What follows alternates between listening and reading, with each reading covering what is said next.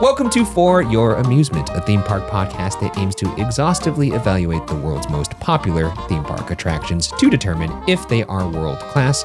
I'm Ryan Bergara. I'm Byron Marin. And for this episode's featured attraction, we slap a saddle on our favorite gal, Blue, to discuss VelociCoaster in Islands of Adventure in Orlando, Florida. And joining us in the paddock is none other than Dylan Dixon from Theme Park Obsession on YouTube. Thank you for joining us, Dylan. Well, thank you for having me. This is going to be fun. It's going to be great. Yeah. And before we jump into this, as always, go ahead and like and subscribe if you're watching over on youtube.com/watcherpodcasts. Helps us keep making this silly little show. And also, if you're listening to this, rate the podcast 5 stars and subscribe there.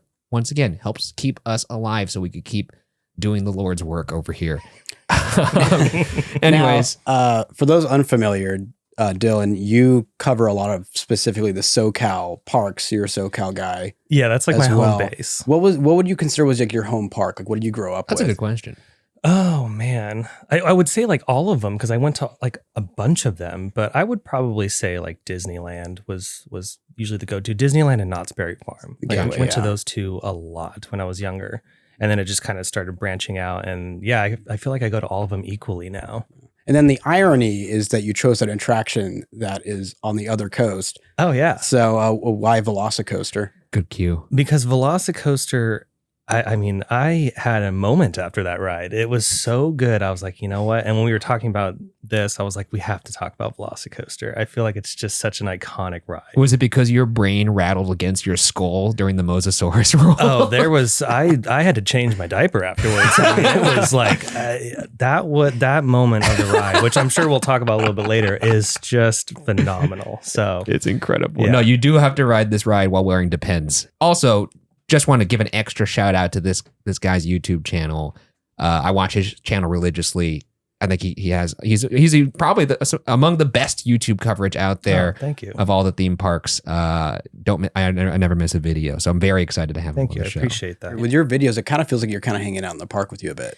Yeah, that's always been the goal. I want people to feel like they're there with me. I don't want it to feel like it doesn't need to be too like high production, but I want people to feel like okay, this is the POV. You know, we're walking through the park with Dylan. So, and I film everything on my phone, so that's what's crazy. Yeah.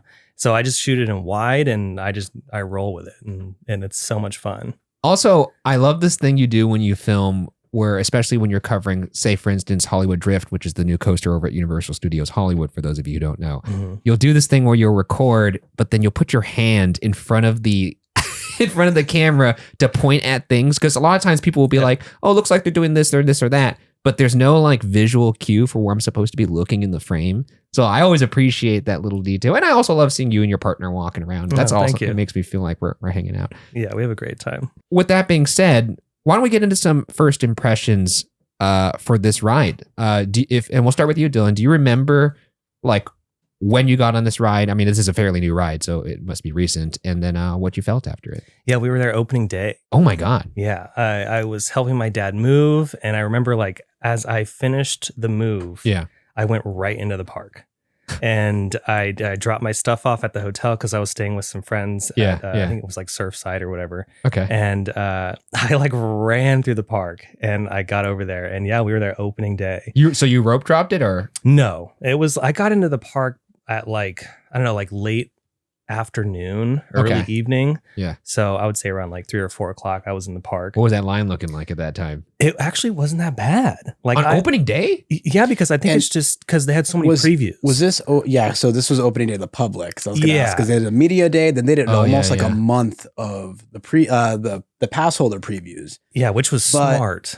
Like, I do know, and I had this in the end of the history segment, but I could actually just bring it up now, is that it reached 240 minutes at about, I think this would have been around like 10 a.m. on opening day. That was a post from Alicia Stella at Theme Park Stop, a photo of it, 240 minutes. So, maybe you played the long game, right? Because I bet everyone rope dropped it. For a coaster, it has rather high capacity. Oh yeah. It is more intense than, say like a Hagrid. So it's not the most family friendly thing. So you combine those two things and maybe you have, a manageable wait time by the time you get there. Exactly. I mean, I timed it pretty good. I mean, the ride, like when they're operating 4 trains at once, it's almost 2,000 people an hour. Yeah, I actually have the ride capacity splits in my fun facts. Yeah, I think it's like almost 1,700 is like really close to the actual number, but like that's really impressive for a ride like that. Yeah. So I think when I got into the park, it was like, oh, this is perfect. I think the line was maybe 45 minutes to an hour. And we went on it multiple times. Like after that first ride, I was like, I got to do this thing again. Okay, just got off VelociCoaster. OMG, this ride is absolutely incredible. I mean, if you love roller coasters out there, it's, not to spoil anything that might result in the test of this show. Yeah, I think we have an idea. You might want to go again. I got to say, too, Byron, fans of this podcast already know this. Byron's a major coaster head. I don't know if you count credits, but you're also a coaster head. Yeah. Because like that was another thing. I was talking to Dylan before we started recording. One of the things I like about his coverage is that most people who are covering theme park news on YouTube, they're just park fans, but they're not really coaster heads. And you kind of, in a way, are almost kind of like an incognito coaster head. It comes out every now and then, some of the things you say, especially in your coverage of Hollywood Drift. So like, how long have you loved coasters? Since I was a little guy. I remember, like, I think the coaster that set up, like I always, like with the coaster counts, I think I'm at like 180 or one. I don't really have that many compared to like no, a bunch of other. You got me. Okay. No, I'm not. Oh my God. You have to consult your notes app? You don't know this by heart? I have it on my notes somewhere, too. just because I recently did a trip. I went to Dollywood, Six Flags Over Georgia, and then, what was the third one? I did Air Force One out there as well. I wanted in to do Atlanta. that so bad. And then what was because there's Six Flags, there's Dollywood. Oh, Carowinds, because I had to do Fury. So you almost got me to come out for that one. I tried. I was traveling for Ghost Files, and he was just sitting there sending me pictures of him on roller coasters. Very mean thing to do, Byron. It's like torture. It was torture. But I can guarantee I do not have 180 yet. I think I'm around like 150 or 60. I don't think I'm at 180. Yeah, I think I'm like 180 something or 190 something. After Tokyo, like it pushed me over to the edge. Now, like do you have any bullshit credits though? Because he has some bullshit credits. He took me one time. That's part of the fun though. He took me to Bugs Bunny World in Universal and at Six Flags Valencia, Six Flags Magic Mountain, and he was getting on some of the kiddie coasters, and he was like, "You want to get on these coasters with me to get some credits?" And I have a few of those. Yeah, this feels disingenuous. I try to put the kiddie credits like low ball, like okay, like let's do those last. Those are the hardest ones. Yeah, because then you get in that thing and you're like, you're like this on the thing. Like I'm just trying to get the credit, but like I have a couple of those, but I try to shoot for like the big ones. I'm not willing to wait for them anymore. No, oh God, that's the thing. Like if there's like a crowd of like, especially it's like parents with their like little kids, I don't want to really wait. You're like, gonna wait. I feel like David Beckham talking to Victoria Beck. Be honest, Victoria. No, I knew this because like I think I don't know, a couple of the last parks I went on, like, because my brother knows at this point, like, you want to go get that credit, don't you? And I'm like, it's okay. Let's just move along. I think SeaWorld Orlando has one that has taunted me for years, because I've been to SeaWorld Orlando like a few times now, and there's some like Air Grover, like little kiddie coaster. Oh, I've been on that. But yeah. I'm so jealous. I've got it. Because every time it's like a 20-minute wait, and I'm like, I can't do it. Like I'm gonna go ride Mako again. But yeah, it's been like in my blood ever since I was little. Matterhorn was like the coaster that started it all. Patient Zero. Yeah, that is Coaster Zero. It just beat you into the enthusiasm. Oh right? Yeah, and this was like when I was like 5 or 6 years old, and like I was telling you guys earlier, I when I first learned how to turn on a computer, that I was going right to Roller Coaster Tycoon. That was the first thing I learned how to do, was play Roller Coaster Tycoon. Did you kill your guests? Oh, absolutely. Yeah, and I charged $4 for the bathroom and everything. Like, charge for the bathroom? Heck yeah. You got to keep that revenue going. That's so fun. I would dig a hole and fill it with water and drown them. Yeah, you build a launch coaster and it launches into the water. But I wouldn't do it like without cause. Like if they got off my coaster and did, sometimes they would have like a frowny face and they'd be like, then I would execute them. So Absolutely. I was I think a fair god. I know that I'm getting old, because when I revisited in 2020, when like the lockdowns happened, a friend told me, it's on the iPhone now. And then like I did it and played it for like 13 straight hours. When I revisited it, I was like spending more time on like guest experience stuff. Yeah. I'm like, let me like get a garden here. Like, how's the theming? Like, what's the capacity? I got to add a block section to this coaster now. Yeah, it's so much fun. That game is so cool. But that's what started it all. That's what really started it all. You surfed some Coaster Force back in the day?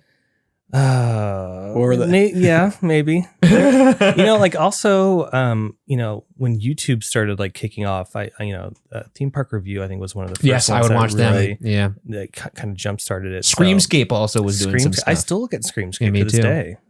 Some of their stuff is pretty cool. So except for the pop-ups, there's so many pop-ups. I mean, they got to make money though, so I respect it. I get it. I absolutely love how much I'm twisting and turning on the VelociCoaster, but you know where I don't want to be twisting and turning and tossing around? My bed. Luckily for us, our good friends at Miracle have made that a thing of the past. Inspired by NASA, Miracle Made uses silver-infused fabrics and makes temperature-regulating bedding so you can sleep at the perfect temperature all night long. Miracle Made offers a whole line of self-cleaning, eco-friendly bedding such as sheets, pillowcases, and comforters that prevent 99% of bacteria and require 3 times less laundry. Miracle sheets are also luxuriously comfortable without the high price tag of other luxury brands and feel as nice, if not nicer, than sheets used by some 5-star hotels. So, quit throwing away all those precious hours in bed and go to trymiracle.com/FYA to try Miracle Made sheets today. And whether you're buying them for yourself or as a gift for a loved one, if you order today, you can save over 40%. And if you use our promo code FYA at checkout, you'll get 3 free towels and save an extra 20%. Miracle is so confident in their product, it's backed with a 30-day money-back guarantee. So, if you aren't 100% satisfied, you'll get a full refund. Upgrade your sleep with Miracle Made. Go to trymiracle.com/FYA and use the code FYA to claim your free 3-piece towel set and save over 40% off. Again, that's trymiracle.com/FYA to treat yourself. Thank you, Miracle Made, for sponsoring this episode. Meow, back to the show. Either way, Byron, what was your first impression of VelociCoaster? To bring it back here. This would have been days after the bachelor party. Fair enough. Yeah, I took all my buddies to Disney World for my bachelor party, and then Byron, after 10 days of Disney World? That was it 8 or 10? I think it was like 7 or 8. It was like days. 7 or 8. Then went on a separate week and a half of theme parking. I did. I can't believe I was exhausted. It was the only trip in my life where I flew home and I'm like, I think I found the limit. I think I'm good not doing it because it was like 10 or 11 straight days, I think. Because I did. That's when I knew you were built different. Because I knew, that was the thing, is I knew, because we had done Guardians. Yeah. I knew, I'd already done Mako at that point. But the thing is, SeaWorld will package in with Busch Gardens because it's the same ownership. So they'll have like really high one-day tickets to motivate you to buy for like maybe $10 more a 2-day ticket. It's like the Lightning Lane Plus motivation where they're bumping up the wait time. So like I'm going to go to Universal the day after we leave Disney World, but I know I want to go over to Busch Gardens Tampa to check out Iron Gwazi that just opened. So what do I have to do? I'm like, okay, I guess I'll just buy this 2-day and go lap Mako for a little while. But in regards to VelociCoaster, that very next day, I had a good idea of what I was in for because I had been to Islands of Adventure at the end of 2020 because I really wanted to do Hagrid's. We were all kind of like locked down for so long that I was just craving a theme park. So by the end of 2020, the SoCal parks were not open yet, but the Orlando ones. All right. So like my brother and I, we just flew out. It was so wild because it was like so empty for as like parks go. Yeah. Like you'd have tape every 6 feet in the queue. You'd have the whole like train to yourself essentially when they'd load you. So like when I came back, it's like, oh my God, I can't believe you went out and did these parks. I'm like, honestly, I felt safer there than at a grocery store here. Oh yeah, that's why we went right when Orlando opened back up, when the theme parks were ready to go. Like we started planning the trip, and then we went because we're like, we feel really safe there. They don't want anything wrong to happen to them. That's a huge liability. So we loved it. But when I did check out Hagrid's at the end of 2020, nearly all the track was erected for VelociCoaster, and you're just like. Like, did I come too early? Like, I knew it wasn't going to be open, but just like seeing interesting words to say after that noise. We'll play that one over. They erected the track, and did I come too early? And I'm like, damn, bro. This coaster talk. What can I say? Jesus Christ, guy's got to change his shorts. To say what's underneath that table. But it's not even a podcast, Mike. Yeah, what I was getting to was seeing the VelociCoaster track there. Yeah. even though I knew it wasn't going to be open at the time, was kind of devastating. And I knew I had to come back a year later, which we did in thanks to, your bachelor party. And it really just, I don't know, it fired on all cylinders for me. It just... Yeah, I remember you talking about it and I was very jealous. I think I was like, you need to come out here again and do this ride. I don't know, because the camera does not do this coaster justice. No. There's something...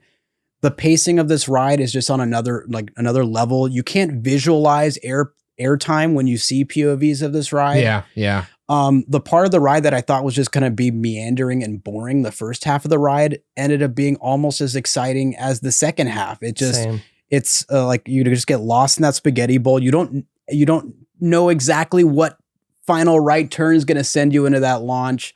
And then later that night, I was able to do it at night, and that was just, and that was whole nother level, especially I was able to get back row that time. Oh yeah. Wasn't able to get, I think it was like a middle row. I think they're being a little, they weren't, they're somewhat assigning seats, and I was able to get back row the second time. And that's really when it went to, this might be the best coaster I've ever been on. Oh yeah. Well, yours right now, you would say Iron Gwazi's above it, right?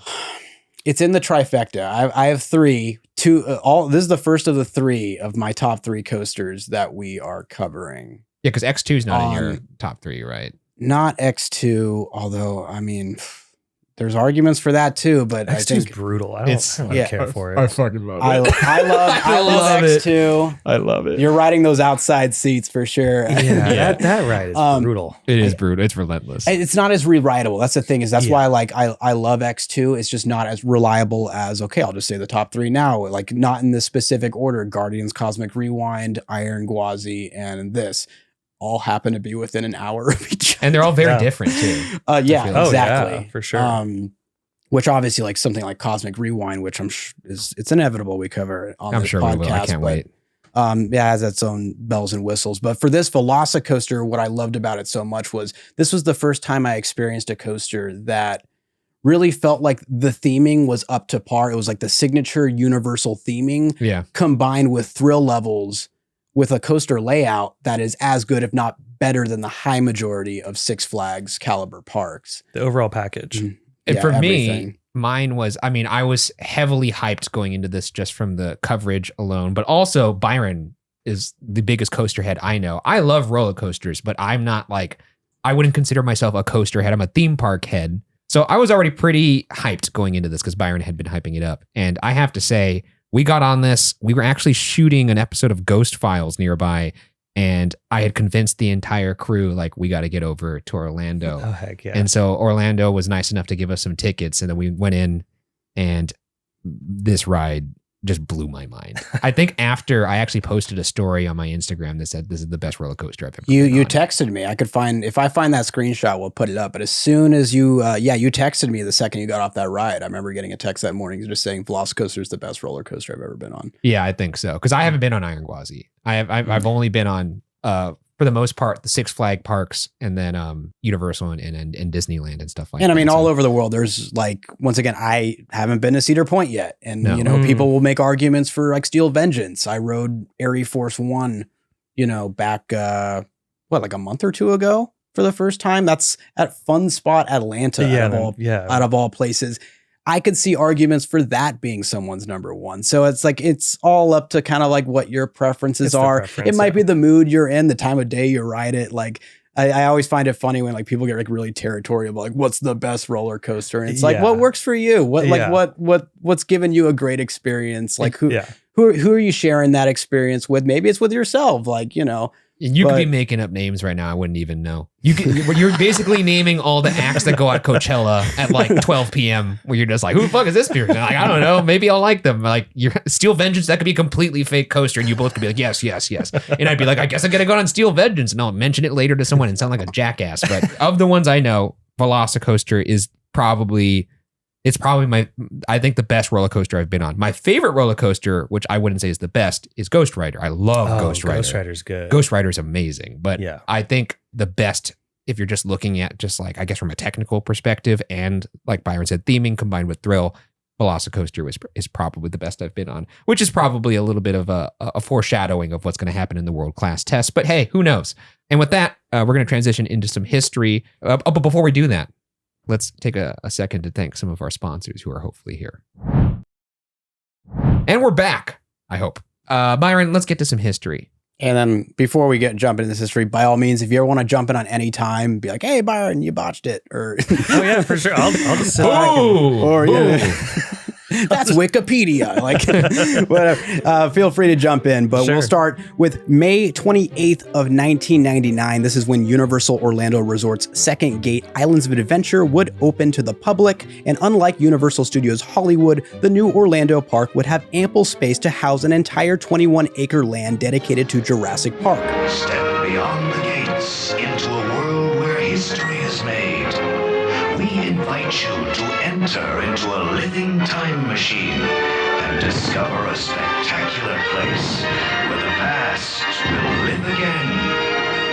Welcome to Jurassic Park. Which, according to Mark Woodbury, was to be as if John Hammond got a second shot at creating what went terribly wrong in Costa Rica in the Jurassic Park film. Spared no expense twice. There it is.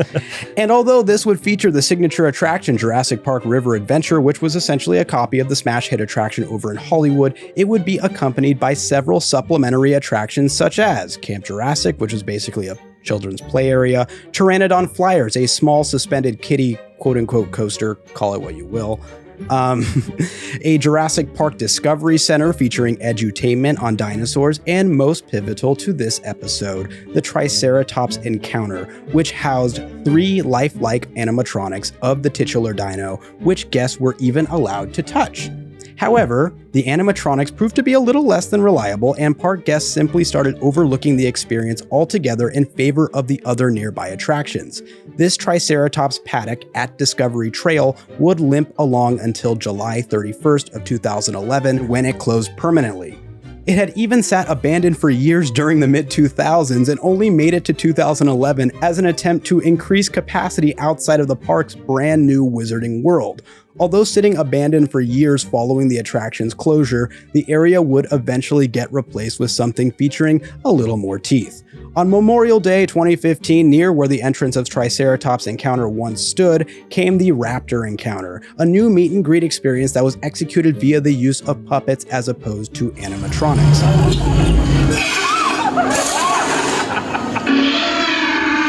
Other notable things that help lead to the attraction we are covering today go as follows. Intamin, an attraction manufacturing company based out of Liechtenstein, successfully created Maverick, which opened at Cedar Point in Sandusky, Ohio in 2007.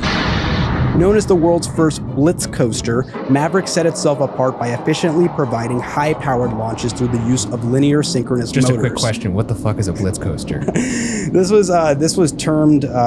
Is that like a play on Blitzkrieg? Because it's like a German company, or no? Is that pretty much just a coaster? It's kind of the style of the ride. Yeah. Basically, up until this point, this is the coaster that was considered to end the quote unquote coaster wars, where parks were trying to one up each other by being the tallest, the fastest, to kind of get those those marketing stamps. To draw guests in. In regards to Maverick, Intamin and Cedar Point, or Cedar Fair, the parent company of Cedar Point, essentially worked together, and this had a maximum of height of say like 100 feet. Yeah, it's not that tall. And it used these linear synchronous motors to keep, to have fast, high powered launches. Which are used they're magnets. They're magnets. Yeah, propulsion. Yeah. Mm-hmm. And this had been done before. I think a good example would be during the 90s when Superman, The Escape or Escape from Krypton. I feel like Superman's the one that kind of started it. I think that was, I think that's the first one. It was definitely sometime in the mid 90s, but it was not very reliable. And, these LSMs for short kind of discontinued up until Maverick, which really brought it back on the table. But I think the idea, my best guess for it being called a Blitz coaster, which now they don't like referring to it as that anymore, they go with LSM launch coasters.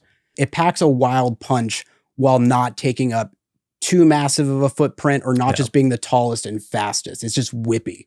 Yeah, because Mavericks that ride is intense. Oh man, it's really intense. I haven't been to Cedar Point yet. I love it. I might go coming up on the next Ghost Files tour, because we have 2 dates in Ohio. We have one in Columbus and one in Cleveland. So I might try and wedge just a quick little couple hour trip in there. Oh, you got to do it. And hopefully it's still open because I know it closes seasonally, and it's good. I think we're going to be there in September. It might still be open. I think it closes usually like later October. Yeah, because they do the haunt stuff, and but I don't think the season starts till like May usually. It's usually May, yeah. And then they got Top Thrill 2 coming. Yeah, it might be a good year to go. But those Intamin Blitz coasters are they're great because I don't know if you have this in your notes, but Phantasialand also has one. Terran, which was, and I think that Terran was, is that pronounced right? Taran, yeah. Which is I go with Taran very usually. well-themed Blitz coaster. I think that's what sparked the next move to VelociCoaster. I think you're very right because I think the restraints that are used on Terran are those over the lap restraints that made it over to VelociCoaster. Mm-hmm. In regards to these Blitz coasters, which are now referred to more commonly as LSM launch coasters, although these were introduced in the 90s, they really hit their stride in regards to reliability and popularity with Maverick. Intamin would go on to manufacture many more LSM launch coasters, such as Terran, for various, or Cheetah Hunt for that matter. I'm sure we could pick out like a couple more for various parks around the globe, including one of the more family variety in Islands of Adventure's 2019 smash hit coaster, Hagrid's Magical Creatures Motorbike Adventure. Despite the technical difficulties that plagued Hagrid's in its opening year, the groundbreaking ride experience and satisfaction amongst park guests lucky enough to ride it gave Universal enough confidence in working with Intamin on a new high-intensity coaster to be built in order to fill the void of thrills that was left when Dueling Dragons was replaced by Hagrid's. We're not talking about Dueling Dragons on this episode. We can rest in peace. It's a ride worth covering. I think if we ever made it to covering Hagrid's, that would be the place probably to talk about Dueling Dragons. There's actually a nod to that in the current in VelociCoaster. The two raptors that sit outside, the two statues, are posed exactly the same as the two dragons for Dueling Dragons. Oh, that's so sick. I didn't realize that. Yeah. I was able to go on that ride once. I did both sides. I've also been able to go on it once. Did you do it as Dueling Dragons or it was Dragons the Dragons Challenge? Yep. That's what I did. So they never dueled. Yeah, it was not dueling for me either. But I got the credit. You got the credit. Some people count it as 2. In 2018, permits were filed to build Project 791, where the Triceratops and Discovery Trail once stood. Shout out to Orlando Park Stop, Alicia Stella on that one. In April of 2019, the Raptor encounter is moved to another area of the land to make room for the construction of Project 791. July 24th, 2019, a trademark application is filed for the name VelociCoaster, which of course was picked off by Alicia Stella with the help of a Universal Orlando automated permit bot on Twitter. Track and support columns found their way to the construction site in early 2020, but construction was halted due to the COVID-19 pandemic. This picked back up shortly though, and the entire track layout was rapidly erected throughout 2020, including the completion of the ride's highest point, the top hat standing at 155 feet, in early July of that year. September 28th, 2020, Universal officially announces Jurassic World VelociCoaster, the attraction we are discussing today. It soft opened to the media on May 7th of 2021, followed by pass holder previews, and then finally to everyone on June 10th of 2021, the day that Dylan rode it for the first time. Luckily not for Dylan, at one point it was to the tune of that 240-minute wait, aka 4 hours. This wait time was also documented by Alicia Stella, which I mentioned earlier, at about 10 a.m. on that glorious morning. VelociCoaster opened to rave reviews, and nearly 3 years after opening is still considered by Universal fans and coaster enthusiasts alike to be one of the greatest roller coasters ever built, and sports an all-time average wait time of, who wants to guess? I'm going to guess 45. Yeah, 45 is pretty good, but I'm just for the sake of it, I'll say an hour. It's pretty good. It's right in the middle. I think it's a little close. No, it's 54 minutes. Oh, wow. 54 minutes. So yeah, you're only 6 minutes off. I think this could have gone one way or another because they didn't have Express Pass, I believe, when it first opened. And now that it has Express Pass, I could only imagine that, especially on like the not as busy days, maybe it's a little higher. On the wait time. There was when they added Express to it, there was a lot of like heat online. People were like, "Oh my god, the line's gonna get destroyed now." to be honest, I've done it many times with the Express, and it's not that much of a difference. It's, if it says 45, it's usually either true 45 or a little bit less or a little bit more with the Express. I think Universal does a way better job at the Express line situation than Disney does with Lightning Lane and all that kind of stuff. You could refer over to Kevin Perjure's Fast Pass episode of Defunctland for that. Which that was a great video. Oh God, video kicks ass. Like a full on Ken Burns style documentary of. Well, that does it for the history. Let's move on to some fun facts. But before we do that, let's once again thank our sponsors. And we are back. It's time for some fun facts.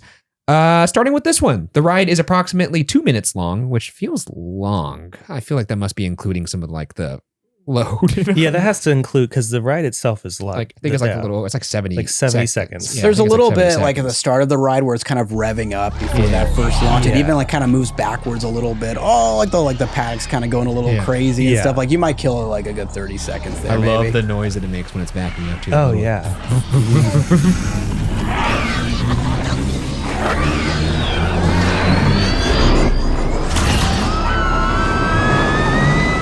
And it's really good. Ride's approximately 2 minutes long with 4,700 feet of track and a top speed of 70 miles per hour. It also features 2 linear synchronous motor launches, which use electromagnets. Yeah, bitch! Magnets! Oh! To propel the vehicle forward. The first one goes 0 to 50 miles per hour in 2 seconds, and the second one goes from 40 to 70 miles per hour in 2.4 seconds. Though on Universal's own media, they say 0 to 55 miles per hour for the first launch. Everywhere else I looked, though, 0 to 50. I don't know. Sure. I don't know. It could be either or. This I'm is not Universal sure. doing some I'm 6 feet on Tinder bullshit, I think. Yeah, because I wonder you ain't 6 feet. You're 5'11". Well, I wonder what Intamin would say. Because they're the ones that manufacture. Well, Intamin would say that it loads 5,000 people an hour. Yeah. But I mean, another good example of that. I remember when I was 8 years old and rode Rock and Roller Coaster for the first time. Yeah. Everything. I remember reading that park map. I wish I could have a scan of your brain on that ride as an 8-year-old, just so I could see all the neurons lighting up in your brain, just changing forever. Yeah, we'll bring that one up in first impressions at some point if we ever cover Rock and Roller Coaster. Oh, I see. Yeah. But in regard, the point I wanted to pull from it was they kept saying 0 to 60 in 2.8 seconds. It really reaches a max speed of 57. If you look anywhere else but Disney. As a matter of fact, I think Disney might even say 57 at this point. But when it first came out, they were saying 60, 60, 60. They rounded up. You round up. There might be a little fluff with VelociCoaster. You round up. 50 to 55 is egregious, though. That's not. If it was 53, okay. That's true, yeah. I'll spot you the 2, but not 5. Come on now. They're like, hey, we're building Epic Universe. Give us the 5. You're 5 something. You're 5 whatever and a half. You go up, maybe. That's true. But they're going a full inch in my mind. Anyways, in total, there are 4 inversions on the ride. It sports a capacity of, and this is interesting because I think you guys had some different figures here. So when they're running 4 trains, 1,344 theoretical riders per hour. If 2 trains are running, that goes down to 768. I feel like when they're doing 4 trains, it's closer to 1,600, 1,700. Hey, don't shoot the messenger here. I can't see a world where they're only getting 1,300 with 4 trains. I will say that the first time I did get on this ride, I forgot to mention this. It was slowed down because, and this was fucking amazing for amping up the fear factor.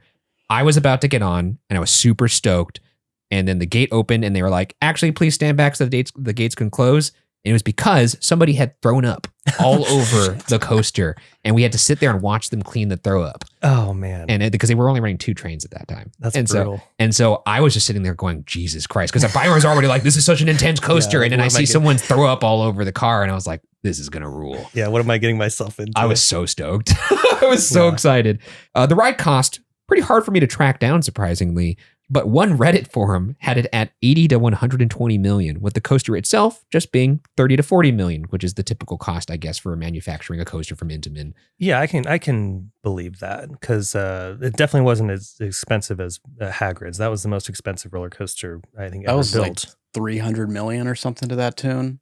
I think a little bit more. I wonder if they also wagered if this goes well, we get to go over to Hollywood and then we get to start working on a coaster there. Well, I think that's why. I mean, it's no secret why they when they're building Hollywood Drift over at Universal Studios Hollywood to test the noise pollution, they actually put speakers up on a crane, and the music or the crowd noise they were playing, the crowd screaming on the roller coaster that they were playing, was from VelociCoaster. Yeah, because the noise ordinance in Hollywood is so strict. Yes. A lot of people forget that it's actually a studio down there. Exactly. So they can't make as much noise like they can in Orlando. And you got that golf course too. Oh man, they got to setting up for a drive and there's yeah. I want Universal to buy that thing already. I think they should. That would be a great expansion land. We can build us a Volcano Bay too, please. Oh, dude, don't get me started on volcano. I'm a big fan of lazy rivers, and that is one hell of a lazy river. And by the way, we didn't note it up top, but Dylan was also saying you've worked in theme parks for quite some time. Yeah, I worked at Disneyland for 5 years, and I worked at Universal Studios, and I do seasonal work at Universal for Halloween Horror Nights. So incredible. Yeah, so I'm in it. So you actually have actual accreditations for this kind of talk, whereas Byron and I were like, we like roller coasters, which is great. Not everyone has to be working at theme parks, but since I was just a little guy, I've always been interested, and then as I worked at Disneyland as a little guy. Yeah. No, and when I got to the age of being able to work at Disney, that was one of my first jobs was at Disneyland. So they're starting people over there at 10 years old. Oh yeah, they just shove them in the droid. And yeah. Every R2D2 you see, there's a little child in there. That is not true because I don't want to get sued. Yeah, that would be defamatory, and that is absolutely not true. They're not doing that. Anyways, the coaster passes above and below itself. Do you want to guess how many times? Wait, what was that again? How many times do you think this coaster passes above and below itself in the track? Well, it's mostly happening in the spaghetti bowl. It's a startling number, by the way. I would say a dozen times, just for giggles. I'll go with 18 times. 40. Oh shit! What? 40 times. 40 times. How? I mean, I guess if they're counting after the dive loop and after a few other elements. And then on the top, that's a lot. It's a lot, right? Yeah.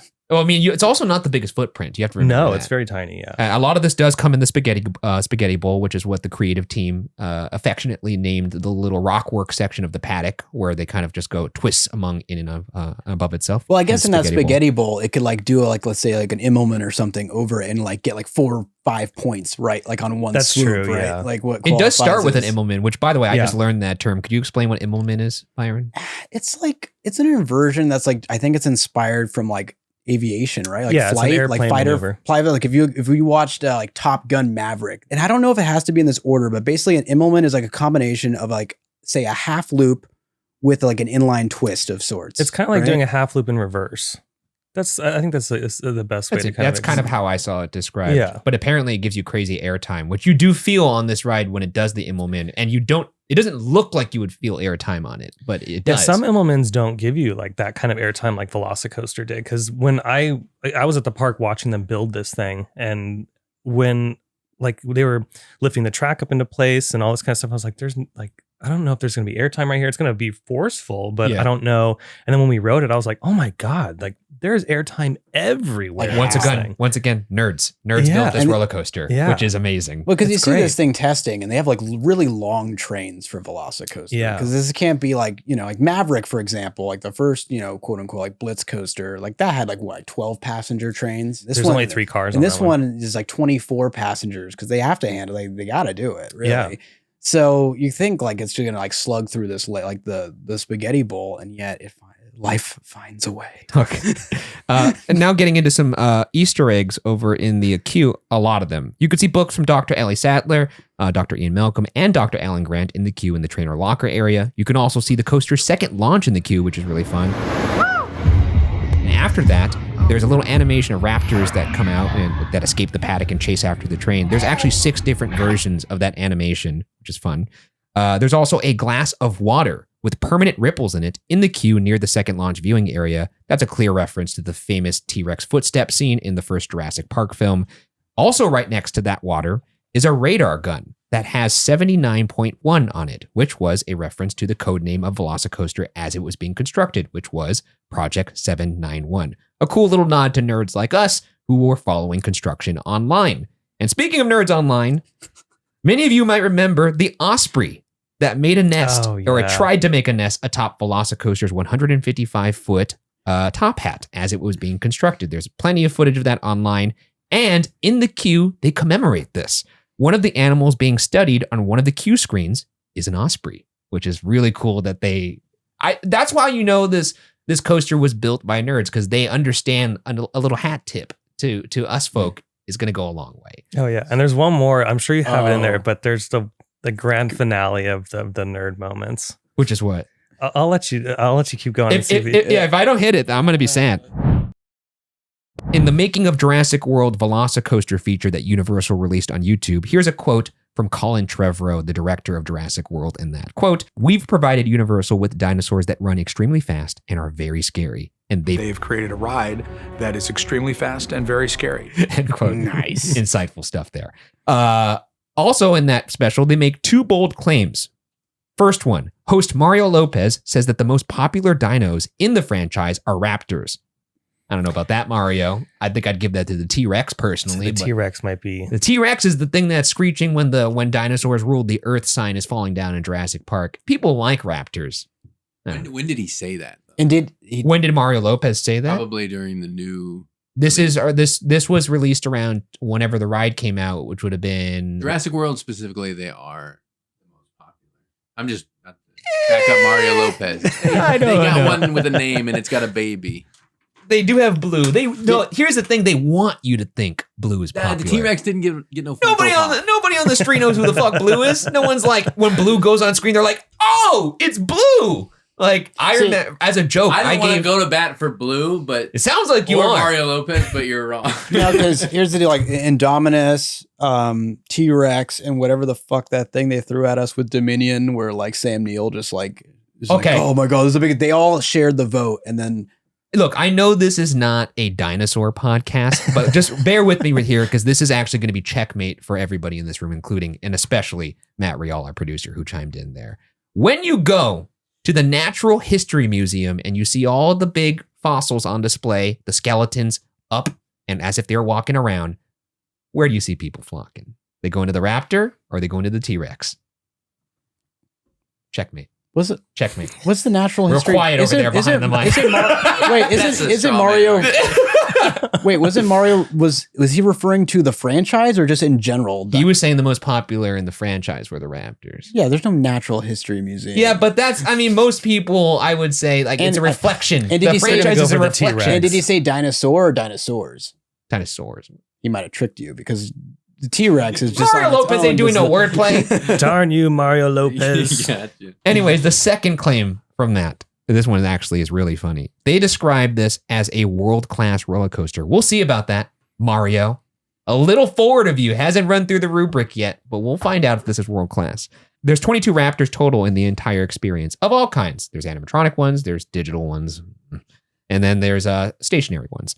Upside down Easter egg alert. During the first inversion, if you look up, and when I say up, you're looking down because you're upside down, you'll see a disrupted pterodon nest. I think that's how you say that. It's the flying dinosaur. There's eggs up there. People think they're raptor eggs. They ain't. After the second inversion, you'll see props, namely dino chow bags, left over from the area's previous tenant, the Triceratops encounter. Really fun. These are hard to spot because you're going fucking fast. Yeah, those are very difficult. But if you're like trying to like see things and not throw up at the same time, you could see these. There's apparently 36,000 square feet of rock work in this ride. Very impressive. Apparently, there's theming that links the VelociCoaster to the Raptor encounter located outside the attraction. I guess the idea is that they are having people encounter these raptors so that they will be tamer when they encounter them on the VelociCoaster. That's the idea. I haven't seen the show Raptor Encounter, so actually that's not true. One time I did see 5 minutes of it when I took my nephews and it was blocking the strollers, and so like I had to watch the raptors and then get with the stroller after. The ride apparently takes place before the first Jurassic World film, if you're into timeline stuff, which makes sense why you see Claire still up in the executive office and she's talking to Owen, and you see our guy, what's his face, the doctor. Doc. Oh yeah, I forgot his name. I forgot his name. BD Wong. Before he goes BD into full Wong. villain mode. You are about to come face to face with these magnificent creatures in a way that you might have to go back in time millions of years to experience. The pre-show ride video featuring Owen and Claire. Is that Claire? Oh, is Miss Boardroom come down to see how her latest scheme is working out? Owen? Huh? We're on camera. Are we? They're filming this? Good. For the record, let me just say that I think this is a terrible idea. Is really cool because it's dynamic in the sense that whatever time of day it is, that's what time it will be in the actual video itself, which means they must have had some sort of green screen behind them. That's really cool. Which is a cool effect. Really I like good. That, yeah. Keeps you immersed. Also in that same video, 2 of the ACU members that are torturing the Raptors behind Owen Grady are played by 2 of the creative team members who designed the ride. In fact, you can actually see their names on the screen in the little graph. Oh, that's cool. Which is really cool. It's fun that they're like, I want to be torturing raptors in this ride. You could have cast yourself in any role and they're like, I want to fucking electrocute a raptor. From the ride's show producer, here's a quote. There's science backing up certain frequencies of light as prompting avoidance behavior in avian and reptile animals. They're referring to the lights that light up on the VelociCoaster trains at night. That's supposed to be a light frequency that would discourage a raptor from attacking. Pretty cool. And it's a great excuse to make these vehicles look fucking badass. Oh yeah. Oh yeah. And they're incredible. They're not just badass. They're science backed, which is cool. The 4 raptors you see on the ride, you see in alphabetical order: Blue, Charlie, Delta, and then Echo. And then the last fun fact I have here, and I hope it's the one Dylan's referring to, otherwise I'm a fucking fraud. The incredible realism of the Raptor animatronics in the queue are accomplished by small electric motors in the eyes, nostrils, lips, and other skin features. There are pneumatic-powered air devices in the Raptors that comes out of their nostrils when they snarl. Really crazy. And the restraints also shake. Based on pneumatic devices as well to startle the guests, which I was startled. And the Universal team also even worked with a scent company to develop a raptor scent. They were trying to figure out what the hell would a raptor smell like. And apparently they landed mostly on like hot blood. Yeah. Because it's what they'd be eating. Yeah. Which is gross because blood smells like pennies. And it doesn't really smell like that bad in the It queue. doesn't. It doesn't smell like a Halloween Horror Nights maze, and then you're like, Jesus. Yeah, sometimes they go a little hard. What does that say about us? Now, I want to know, that's my last fun fact. I want to know what the ultimate nerd one Mine was, it was just like a moment that was happening during construction because Universal didn't announce what they were doing until like, the track was up. Yeah. So all of us were like, dude, it's a roller coaster, like clearly. And the joke went around like, oh, it's a churro stand. Yes, people were saying it was a churro stand. Yeah. And that kept going and going. And then on opening day, they handed out churros to people at the exit. Oh my God. That's so fun. So like every time we went on it, we got churros. Oh, at the dude, exit. that's amazing. It was awesome. I'm like, So the fact that Universal acknowledges that kind of stuff and they're like, let's just run with it. Because that's And- like they leaned in on their Twitter, right? Oh yeah. Well, even in the making of the VelociCoaster special on YouTube, they talk about the churro stand. Yeah, and it's. I think that's so cool how they're like, screw it, let's just give out free churros to people That's on really opening good. day. Yeah, That's when your finger's on the pulse. And I will say maybe a company down the street could take a cue from that. Perhaps tip your cap to the people that are really keeping the fandom alive online. Just a thought. I'm not going to name any names, but they might rhyme with Schmicky. Anyways. So they might, after that their theme park opens up, they might have to start doing something. They might. Yeah. But they don't seem worried. And we're back. Let's move into the good and the bad. What are the good and bad things about this ride? And once again, you could expand on these, or you could be like, hey, Ryan, you're wrong, which I've been told a lot of times in my life, usually daily. Let's start with the good. Always good to see Mr. DNA.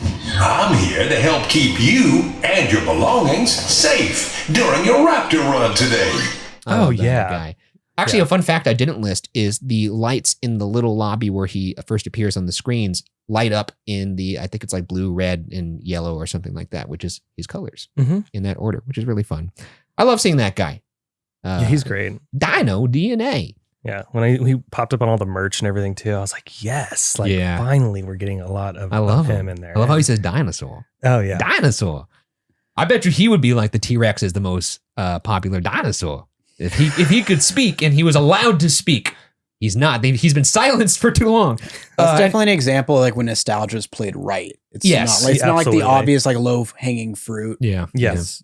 You're like, oh, I forgot about that. Was the big it all fits. It all works perfectly in that attraction. It's great. Next good I have here, the lights through the grid in the queue look exactly like that Raptor scene. I don't know if that's actually intentional. It has to be, but there's like a grid in the queue where there's a light going through it, and if you look at people's faces, they have like the pattern of the grid on them. It looks just like that scene in the first film, which I'm a big Jurassic Park guy. Second thing, it's really cool to see the second launch in the queue. I always love when you get to see stuff like this. There's kind of a version of this. I guess you could call it a better version in Tron over at Disney World. Yeah, I do like the Tron reveal. Like that when it's working, it is spectacular. Yeah, it's pretty cool. The pre-show video actually kind of kicks ass, which is weird. We got some pretty good performances from Bryce Dallas Howard and Chris Pratt. Full commitment.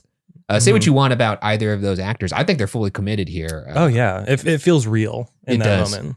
It's not overplayed like, which is often intentional with theme park rides, I feel like. But yeah, with this one, it actually... They're in it. Yeah. There's like a lot of like natural mannerisms, little like, seems like some of it's improv. Yeah. Which is kind of I think it works really well too, because they are also running a theme park. So like the whole thing kind of meshes really well together. Which you actually see posters in the queue right by the lockers, I believe, of theme park attractions that would be in Jurassic World, because that fits within the timeline. Like I think you see like the domes or something. Yeah, there's a few attractions in there that they list.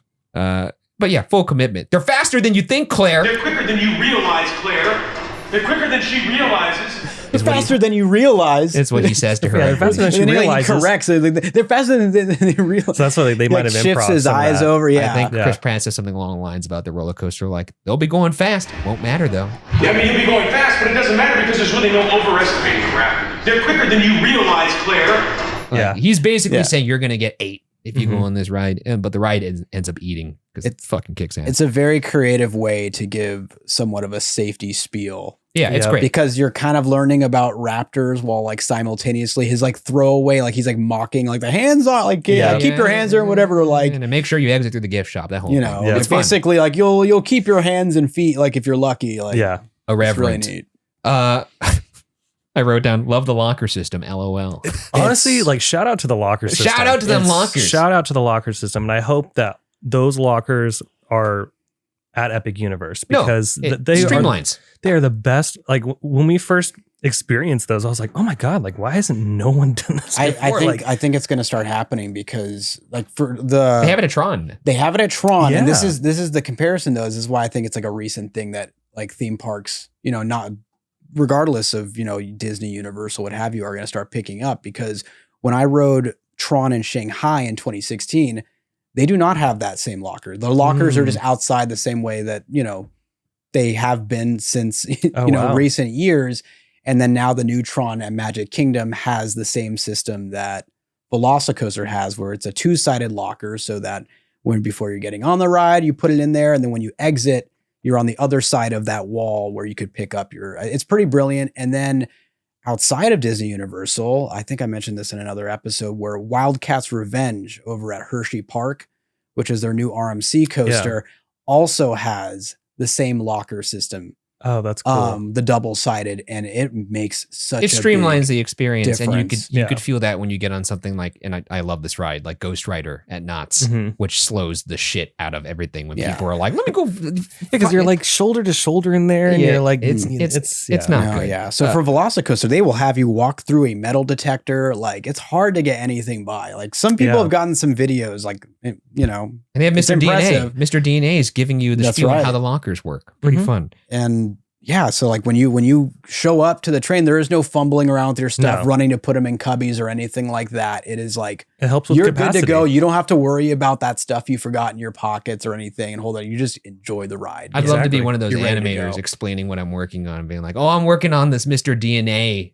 animation where he's explaining a locker, the locker system on this ride, really in the weeds stuff. Next thing I wrote, absolutely world-class animatronic Raptors in this queue. I think they might be on my Mount Rushmore of animatronics I've seen in person. They're pretty good. They are frightening.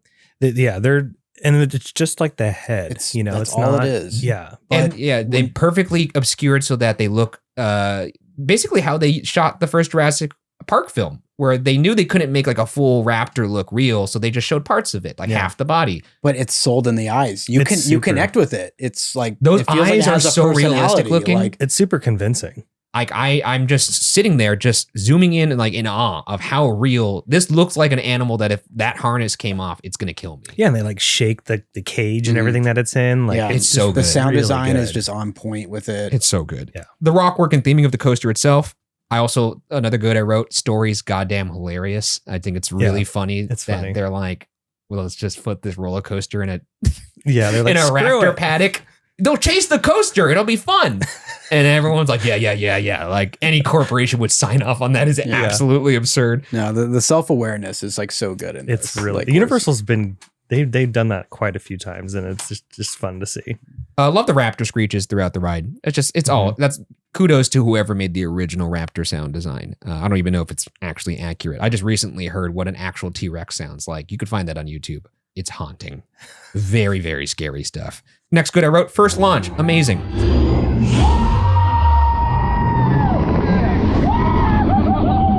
Zero to 50 in 2 seconds, it's actually faster than I believe the second launch, which is interesting. And yet the second launch feels faster. Maybe that's anecdotal, but that's how it feels to me. I think it feels faster just because we already have momentum, and that launch is as fast as the first launch is just about as fast, not a little faster than Hagrid's last launch, like before you hit the brake run. So just to give people that are not really sure what that feels like, if you've been on Hagrid's and you get that last launch, that's exactly what VelociCoasters feels like at the start. 0 to 50 or 0 to 55. If you're asking Universal. Yeah. Although this one might have like a little more. It's got to have a little more punch. Right? It might have a little more punch. I think it's like a shorter. Hagrid's has got a lot of track to get there, which is fair. It's a family coaster. Yeah. We've kind of already talked about some of the nerdy, maneuvers that this roller coaster goes through, but really just at large, there's a cool combo of inversions and just turns and little airtime hills that just give you this. There's so much airtime on this roller coaster that feels like it shouldn't be there. And we've already spoken about this. Like if you look at, like I've looked at POVs, like when I was preparing for this podcast, and actually was talking to Dylan about this before because he was like, I wish I could have got a couple rides on it before we talked about it, because watching POVs of this ride don't really do it justice. No, it is like I was saying earlier, like looking at it, you're like, okay, that's pretty cool. And then when you go on it, you're like, oh my God, my mind was just blown. Like this is absolutely insane. I mean, the coaster has so many surprises to it. It has so many tricks up its sleeve. And then that finale, that last trick. Yeah. Is just... You know what I actually found to be helpful in terms of determining where airtime happens on this ride was watching not POV, but there's plenty of footage of like influencers who got on this ride during the preview portion where the camera was on them. Mm-hmm. And so watching them go through the maneuvers and just watching them kind of just you see their hair and everything. Yeah, I was like, oh my God, this thing really does rip. And it's in those videos where you are just experiencing on like your own and feeling those sensations where you realize the benefit of just doing a lap bar. Yeah, exactly. It's because your whole, like the, waist up is completely free. Yeah. So even though you're strapped in real good, I think there's something in your subconscious, something like some survival instinct, like deep down that is still telling you like, you're going to get flung out of this. Oh thing. Yeah. Which actually leads me to my next good. No over the shoulder restraints. Thank God. This is first off, this is one of the more comfy lap bars I've ever had. Very comfortable on my thighs. And it also makes it very easy to do my little maneuver, which people on this podcast know. I will sit and put my feet on my tippy toes so that my thighs are about an inch or two higher. So when they try and staple my ass, they don't know I'm doing this. And they're pretty good at VelociCoaster now. They're like, they didn't get me last time. Okay, the old tippy toe maneuver worked. They didn't get you're gonna end up in the water, dude. Well, this one I was a little scared to do it. I'm not gonna lie. I would say, I mean, I've obviously have not been on as intense of coasters as you two have, but in terms of my experience, this is probably the scariest ride to go hands up on for me. Oh, I love it. Because it's a challenge. When you go through some of these maneuvers, I instinctually, like Byron said, will just reach down because it's too fucking scary, man. And also on top of that, like forget like the spaghetti bowl at the beginning is just hand choppers for days. Oh yeah. So you have those hands up and like they just have it measured out perfectly. Times. You keep thinking you're gonna hit your hands on those little rock tunnels you go through. It's funny because like I'll keep my hands up and I'll see people like do that and I'm like, no, keep them up. I'm one of those. Yeah, because I know like there's no way the thing's gonna hit my hand, but like.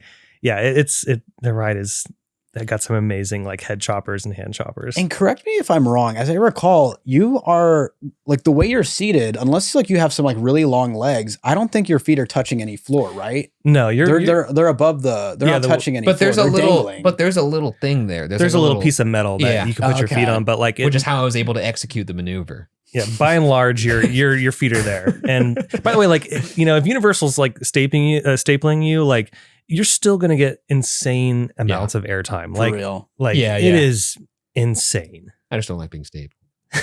That's what Byron wanted to get a shirt that said "Don't staple me, bro." Well, that's a coaster enthusiast kind of like terminology thing. Yeah, some people take it to the next level, There's a which you YouTuber shouldn't that do. sells that, I think. Yeah, I don't know. I think it's Airtime Thrills. For the layman, though, stapling is when they push your restraint down all the way so you have no play. And play being no space between your lap and the bar so that you can't feel the airtime. Anyways, next good here. Second launch, even better than the first. I like it better than the first, and that's mainly just because you're doing it going up over the top hat.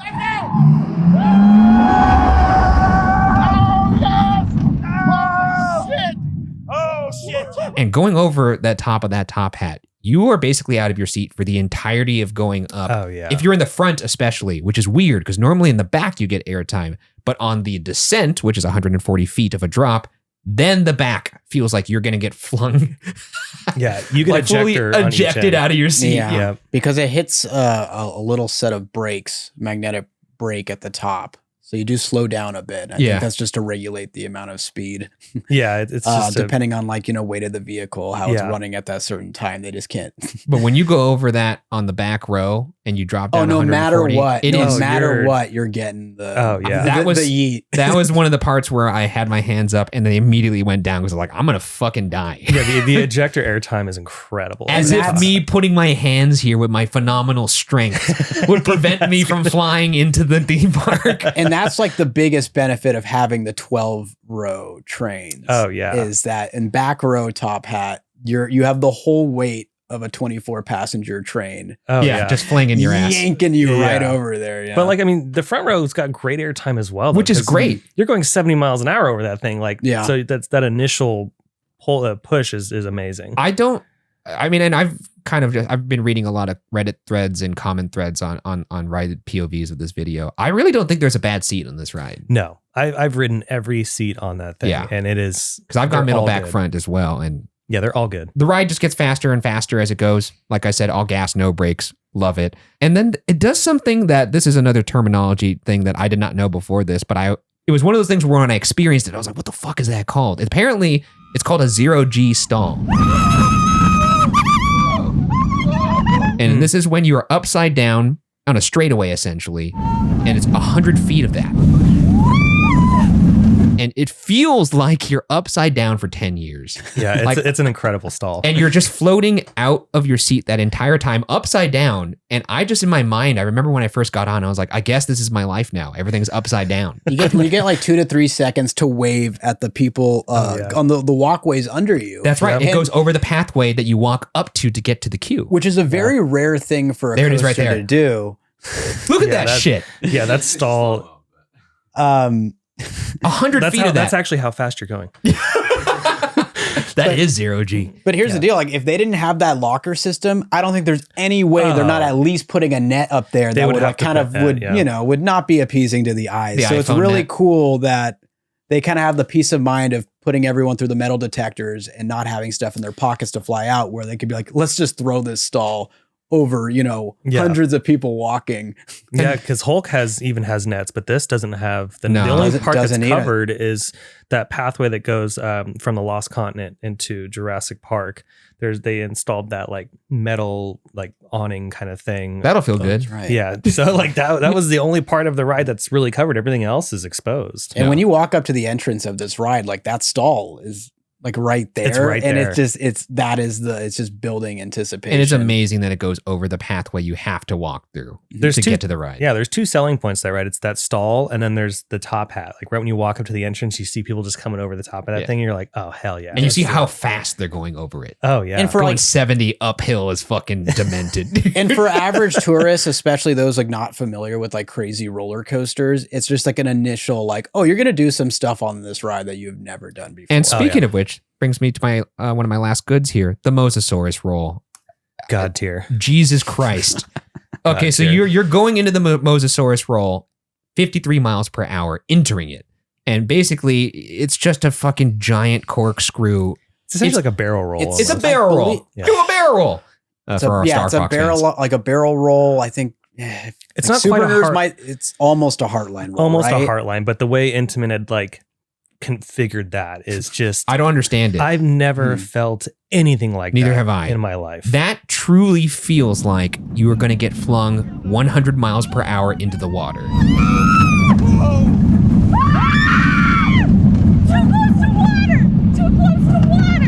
Oh yeah, and over the water. I needed a cigarette after that. I was like that was like the craziest. And I've done a bunch of inversions on rides, and that like an inversion it's the best. Was insane, and that's what got it up to. That's VelociCoaster and Iron Glacier my. And they have the audacity to, because you survive the top hat, you get through the stall, and then it kind of feels like you're doing like sort of a scenic victory lap. It's got a couple good whips in there to kind of throw you out of your seat, like a couple snapback elements.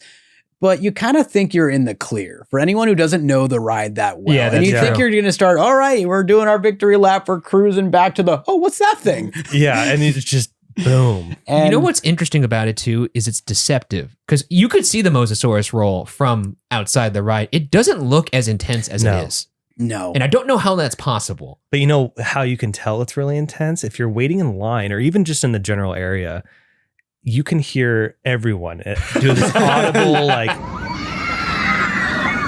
and it's everyone on the train. I've never heard anything like that. I was like, oh my God. Nothing you could do to really prepare for it. No. There's actually a map multiple rides outside the queue of like the layout of the ride. And if you look at the map where the Mosasaurus roll is over the water, there's actually the outline of a Mosasaurus right there. Oh, that's cool. Which is like just really a fun little thing, because like they knew they were going to put it on the table there, and they were like, people are going to be talking about this moment. And you're like 5 feet away from the water or something. It feels like you're about to. It feels like you could. I'm sure it's more realistically like 10 feet or so, but when you're like whizzing through it, it looks like you're getting dunked. I'm getting legit chills thinking about it, because there's 2 times in this ride where I legitimately thought, I guess this is it. And I think I'm gonna die. And that's the moment I wait for, because like usually people have never been on the coaster, and any like viewers or listeners out there have never been on this. And when you get your first experience, do your best to keep those hands in the air during the Impossible. Oh, that's where Impossible. Like if I'm just like relaxing, because I could like read a book on some of these things, and like oh yeah, I'm just like, oh, where are we gonna go next? As we're like going over. But like that's the moment, like when I look, I'm like, okay, hands up, here we go. And it's just the most it's the craziest sensation ever. No, it feels like your fucking clothes are gonna fly off. Yeah. Yeah, it's and then there's 2 more little pops of airtime at the end of the brake run. Just as little jabs. Just a little pat on the back like you did it, and then or just because fuck you. Yeah. Yeah. Which I think on like most Matt coasters, Damon and Good Will Hunting, because fuck him, that's why. That little victory hop up into the brakes, I think on most coasters you're thinking, oh, that's like a good moment. On this, it's like you just went through the Mosasaurus roll, and it's like I think that is your cigarette. Yeah, and then you hit the brake run, and you're just like, oh man, like what did we just do? Matt, have you ever been to Islands of Adventure? Yep. Not in a very long time. Oh man, it's an amazing theme. If you ever get on this ride, you have to text me about the experience on this roller coaster, because I was also hyping it up to the entire crew of Ghost Files, and I was hyping it up without having been on the ride.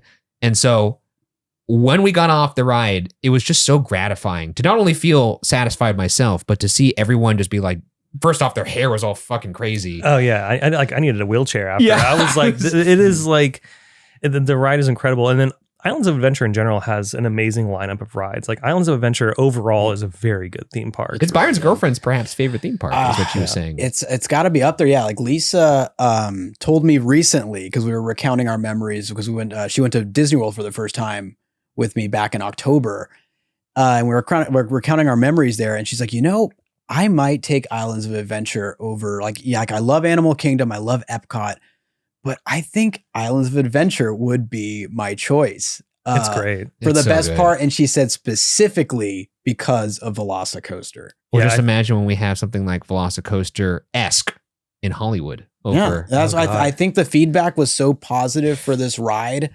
that they're like, we got to find a way to make this happen. Like, let's you know, start getting some permits out. Ours is going to spin. We gotta. That's right. I wonder if that was like a necessity breeds invention situation where like they wanted to get like the sound to travel in different directions, or it's just freaking cool. Like now that we have controlled spin coasters out there. Yeah, it's going to be incredible. If it's anything like VelociCoaster, then we're in for a treat.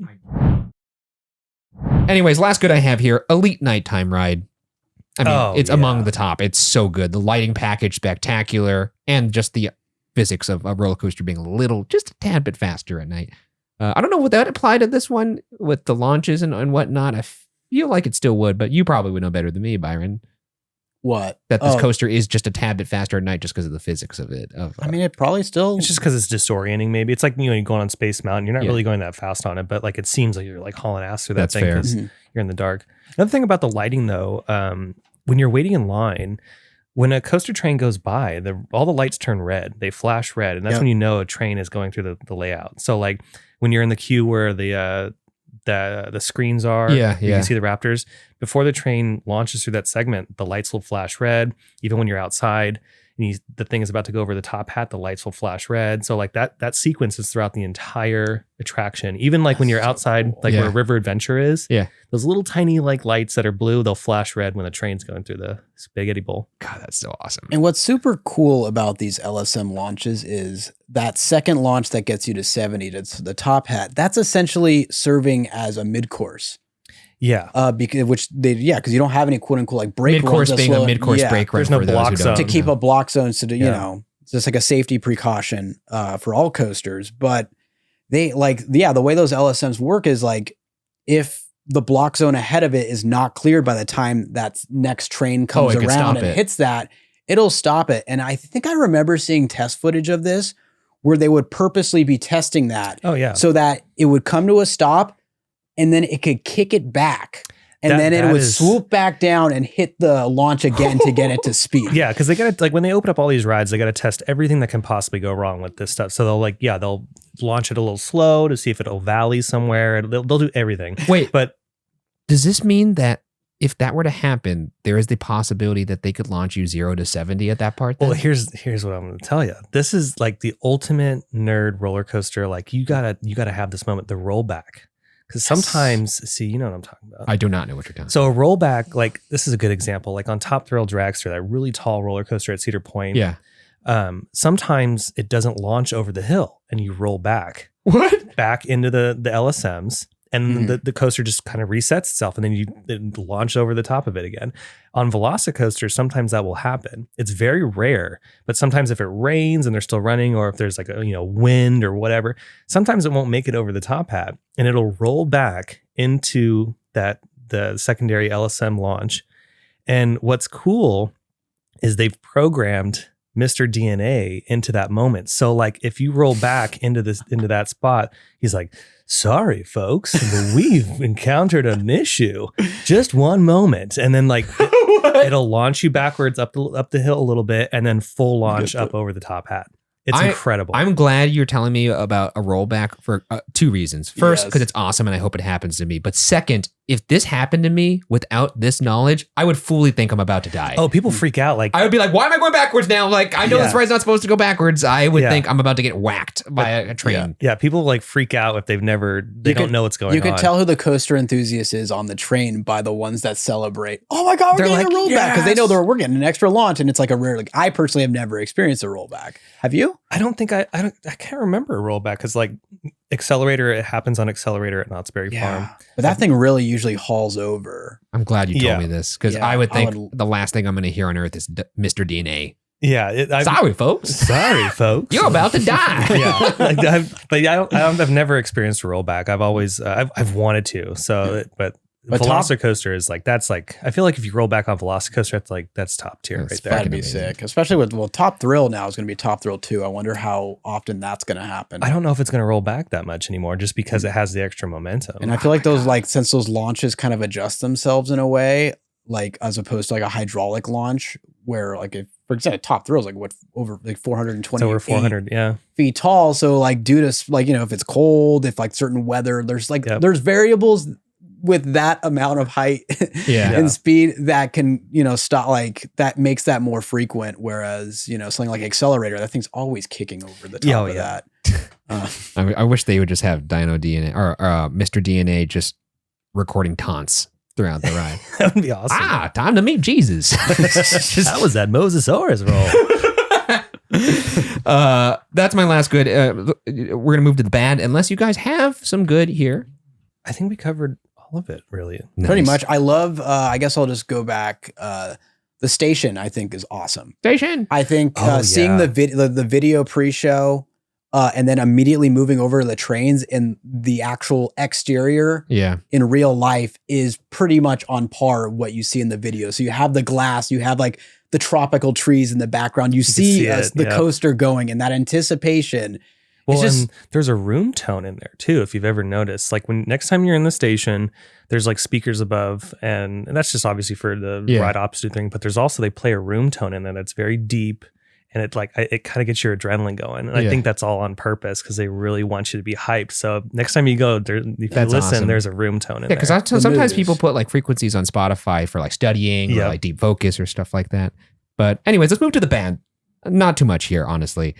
I'm not a big fan of the screens. Everyone knows this. Everyone knows this about me at this point. I don't like them in the queue or even at the launch. I know they have the little, like them like putzing around in the cage. Why not just like, if the cage is obscured, maybe just have like an animatronic claw like that would coming be out. Cool. That would sell it so much more for me. Just saying. We're nitpicking here. Kind of wish the Raptors in the ride were animatronics. I mean, you're not going to notice because you're going so fucking fast. I was about to say that's probably why they chose. They're like, screw it, let's just do the static ones. Yeah, what's the point? You're not still better than the Jack on sticks. That shit is pretty rough. We'll save that for sorry for my viewers, like, because I know you guys don't know. I'm like, some of you don't know if I'm a potty mouth, but the Jack thing, that is a piece of shit. like when I saw that, and it's just like attached to his head, and you're just like, Disney, really, this is what you wanted to do. Well, they sprayed cookie scent, and they're like, it's fine. I love Incredicoaster, but geez, yeah, I don't know about that. Also, they kind of told us that there were going to be animatronics on the ride in the construct. We're not talking about Incredicoaster, but anyways, last bad I have here is I wish I was on it right now. Yes, that would be great. Let's do the podcast. Let's look up some flights. Just me screaming. But that's all I have for bad. You guys have any other nitpicks possibly on this ride? My nitpicky thing would be a very slight, and it's very common with Intamin and a couple other coaster manufacturers. There's a slight rattle in some areas of the coaster. Was that there day one? Yeah. Oh, okay. So it's not even just kind of like wear and tear then.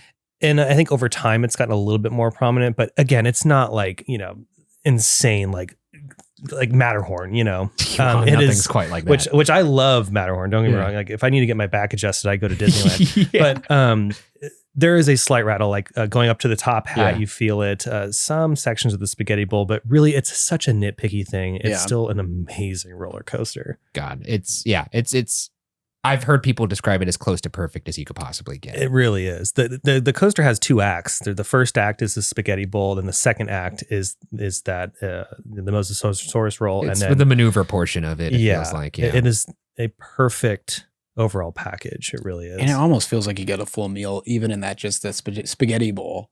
Yeah, and I got a full around meal. there. You're like, oh wait, here we go. Yeah, I mean, I literally got a full meal because they gave me a churro after the That's ride, right. so it was great.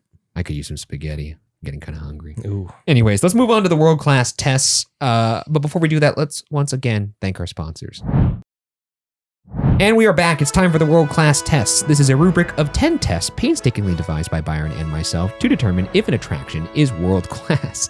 To receive the highly coveted world-class pass, the attraction must pass 7 out of 10 tests. A score of 6 out of 10 leaves the attraction up for debate for a world-class pass standing, and anything lower than 6 out of 10 is an automatic fail. Unless, of course, Mario Lopez says that is a world-class attraction, in which case it automatically passes. Test number 1, the average tourist test. Would the average tourist have a hard time getting on this ride? Is there a long wait? Is there a complicated queue system? I don't think it's very complicated. I mean, you turn the corner, if you don't know what's going on, how do you even drive a car? Yeah. Like you will see this coaster before, you'll be miles away from the park and you might see this coaster and yeah, it's the signage is there. It's obvious. It's bringing. It should be. It should be obvious. It's got all that kinetic energy going over that big body of water in the middle of the park. Yes. There's 2 entrances. They got one from Lost Continent, from Jurassic Park. And as far as the line, I feel like very manageable. Yeah, even when it does have a long wait, you kind of move through it pretty quickly. And like Dylan had mentioned earlier, the Express Pass also doesn't muck up everything here, in my opinion. Not by much. Not anything like you'd see over in Lightning Lane. No. As of the time of this recording. Maybe they'll fix it. I have no idea. Oh, fingers crossed. This is a pass then. 1 for 1. We're off to a good start. Test number 2, the Leslie Stahl test. Would you be willing to wait 60 minutes for this attraction if you've already been on it at least once? Or if everything in the park was 60 minutes, would you wait for this one? Absolutely. Oh, I would wait 60. I think this is one of the only rides where I rode it twice in one day, and the second time, I think it was a 60-minute wait. That's pretty telling. Unlike the first time, and I was still willing to wait the 60 minutes. And that's telling because we're all pretty good, I would assume, at navigating a theme park and gaming the system, knowing, okay, this is going to drop. This is the good time to visit this. Oh, I could get a better deal on this later. Yeah. I would still probably throw that away if I was tempted enough to just get on this bad boy. And like if I was going with somebody that's never been on it before, I'd wait 2 hours to do that. Oh, for sure, I would too. If it's nighttime too, and I'm flying back to California the next day, I want that, I would need that night ride. So the last time we went on this, it was a night ride and it was like around 45 minutes, and I double fisted line beers. The night ride, see, that's funny. The night ride, my buddy Drew from Parks Bros, he runs another YouTube channel. He was like determining how VelociCoaster was sitting in his rankings, and we went on it again. It was like I think it was opening night, and we went on it at night, and we had a front row night ride. Oh my god! And we got to the break run. He's like, "This is it." Yeah, this shit might be it. I mean, the feeling you get, well, we're going to talk about this actually in a later test, so I'll save it. But that's a pass, 2 for 2. Moving on to test number 3, the smartphone test. Does the queue of this ride have enough to keep you off of your phone? It almost forces you to. Yeah.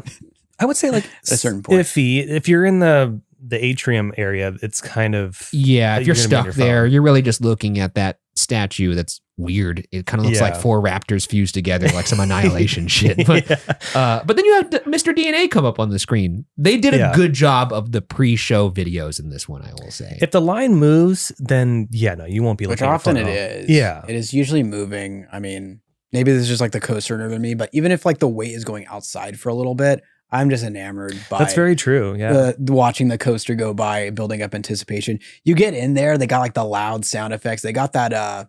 They got like kind of like those moving lines that lights up above, almost like looks like a honeycomb or something like that. That's what I was saying. It's a reference to the film, and then you have the little Easter eggs, and of course, I mean, what other roller coaster or ride, let alone roller coaster, could you say has world-class animatronics in the queue? Yeah, those Raptor animatronics. I'm trying to think cool. of another ride that would have animatronics that would even come close to it in the queue. The only one I could think of, ironically, is not a great ride in my opinion, but Smuggler's Run.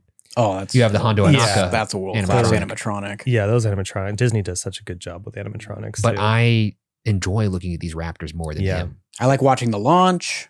The launch is very cool. Yeah. The final 15 to 20 minutes or so, you can't even have your phone because they put it in the locker, but you get like this great pre-show video. Exactly. That's kind of like timed out where if the ride, I have been stuck up there for a little bit and watched it loop. Same. But usually when it is running right and it's got its 4 trains, it's not like, you get to see like one full rendition of like the pre-show, and maybe you'll get like a half because you'll come in like halfway through it, when you walk up those stairs, but usually get like, one full go, and you're not like looping too much with that. Yeah. So I think you're very entertained throughout this whole thing. No, there's definitely a lull or two, but the highlights of the queue and what it has to offer are so amazing that, I mean, I almost would pass this alone just because of the animatronics, because they're so fucking crazy.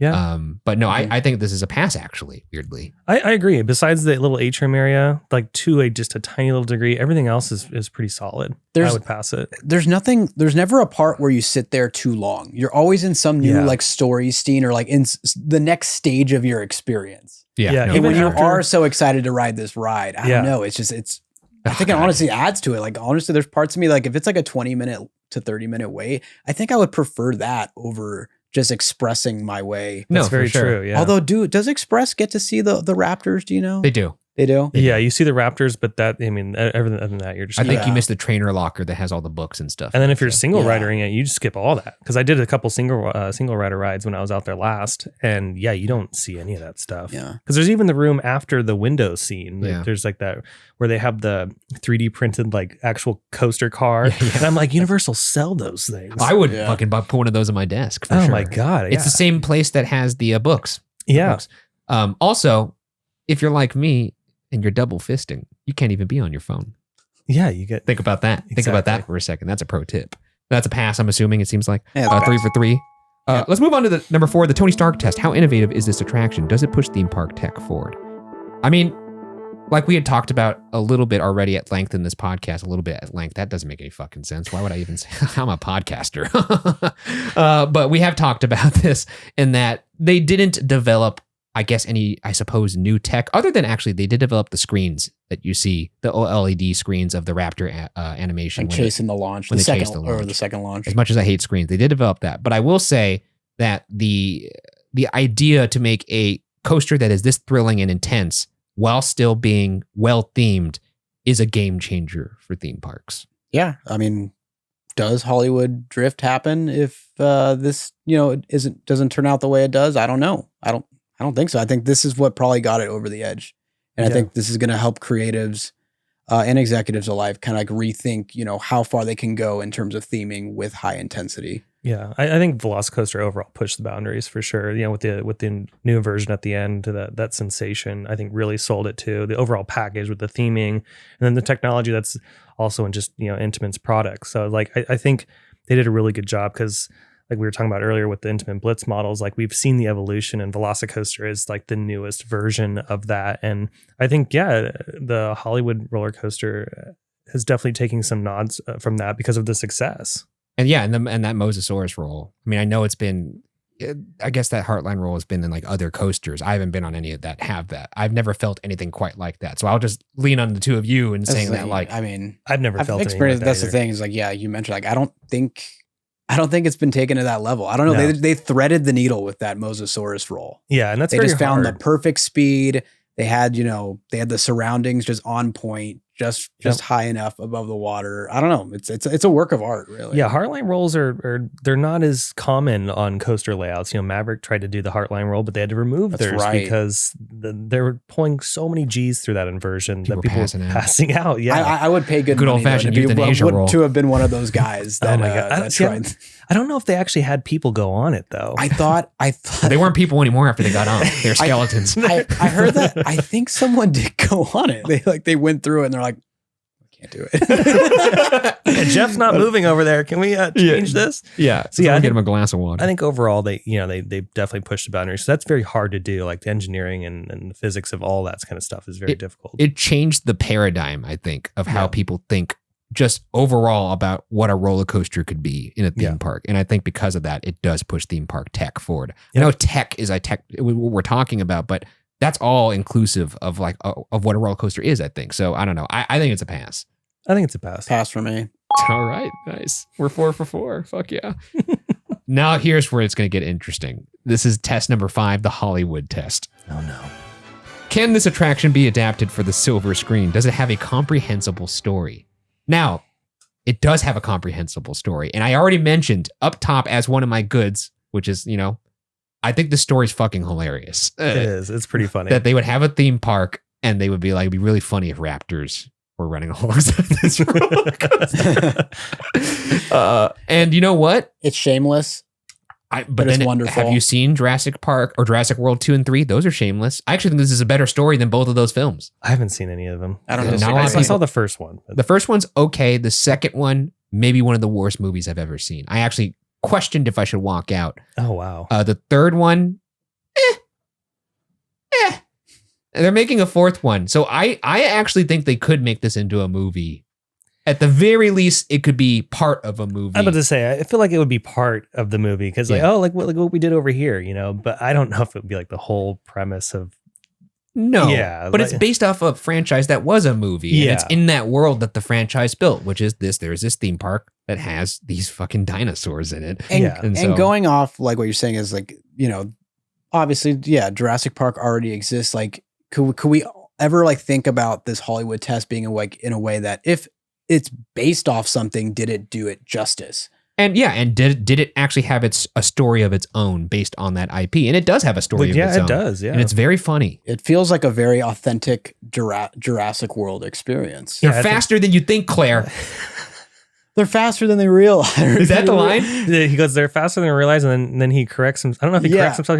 They're faster than she realizes. Yeah, that's what So I'm like, that can't be. He gets all flustered. They're faster than you realize, Claire. They're faster than she realizes, and she's like having like a stroke while he's saying it. It's incredible. I think if it's like, in a broader picture and everything, then I feel like it would pass. Because like you said, it's already there. It's already an existing franchise. It's already, and they play on that in the pre-show. Like they're already doing the theme park posters. thing. There's theme park rides of the posters in that world. They even include basically those raptors getting fired up in the pre-show video. And they're basically, I think they even like chip in there. There's like, they're losing their minds because they're taking all these senses of the guests that they're not used to yet. Yeah. Which is why they have the raptor encounter. There you go. There it is. I think this is a pass. I think it's a pass. You can scream at me in the comments if you want. I don't give a shit. Fuck it. I love this ride. Is that what you say to your the people who support your content, Dylan? You can scream at me in the comments. I don't give a shit. Is that a good strategy? I feel like it's not a good strategy. Yeah, I'm pretty clean on the channel. That's why like people that are watching right now are like, wow, Dylan's got a little bit of a potty mouth. I do. You got a little bit of spice. But no, I just let some comments I read and I'm just like, okay, have fun. Yeah. Moving on to test number 6. We're at 5 for 5, by the way. The Simpson test. How likely is this ride to be replaced with something new, a la Back to the Future being replaced by The Simpsons? I don't think it'll ever be I would be replaced. shocked. I'd be fucking shocked. There'd be a riot. A massive hurricane would have to sweep in 10 times as hard as it did last time through Orlando. And even if that happened, I still think they would rebuild it. They would rebuild it. I mean, Mickey Mouse himself would have to go and tear that thing down. And you know what? He would. Yeah. For example, Hulk was like, 2015, once that track kind of finished its quote unquote like a shelf life of like cycles, they replaced it. B&M came in and retracked the whole thing. Like I don't think that's the thing is if this track has anything similar, I think it's going to get the same treatment. Before they were to replace this or remove it. No. They built it to work perfectly with the space that they have. Oh yeah. If they tried to replace this, I'd fly down to Orlando and chain myself to the top of the top hat. Oh, same. I think so many people would. I'd make a nest up there with the osprey. I was about to say, I feel like that bird, we will hold Mark Woodbury hostage. Yeah. No, that's not. We're kidding. We're kidding. No, we definitely won't do that. Yeah, no. Please let us in your park. That's I think this is a pass. This is a pass. Yeah. Easy pass. 6 for 6. It'll be there for a long time. Until any of us die. Yeah. Test number 7, the signature moment test. Can this ride hold its own without its signature moment? Is it a one-trick pony? There's a couple signature moments here. There's the Mosasaurus roll. There's the top hat. There's a second launch. There's a second launch. There's a first launch. I think if you were to take away the Mosasaurus roll, as how like iconic as it is, I still think the ride would be incredible. Yeah, because that kind of plays into what Byron was saying, which is like, you think you're in the clear after that top hat descent. You're like, okay, victory lap here. And then they hit you with like, what? This is the most intense part of the ride all of a sudden? Yeah. Like, I'd be disappointed, but I still think it would be a fantastic ride. If the ride ended at the end of the Spaghetti Bowl before, like if that second launch was just a brake run and that was it, I don't think it would be world class. However, I would still think it's a rideable, fun ride. Yeah, overall would be a really good ride. I would agree with that. I don't know and if that's it would if be you took world-class. the entire second half, the most intense part of the ride out of it. It would still be a good coaster. Yeah, because up to that point, it's still increasing in speed and intensity, I would say. Yeah.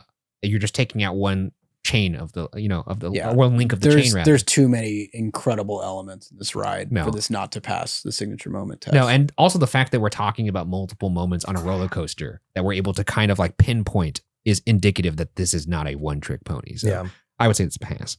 7 for 7.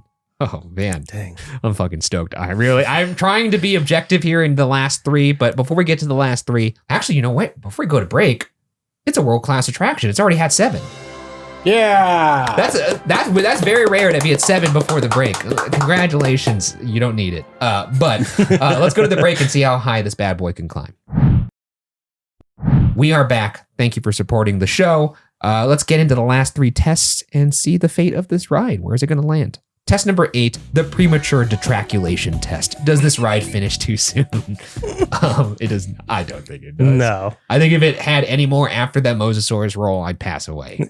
Yeah, I think it's a perfect roller coaster. Like I said, it has the first act, the second act, then you hit the brakes. I think it is the perfect length. It's got a bunch of elements in it. You said 2 minutes in duration. That's not even, with a lift hill.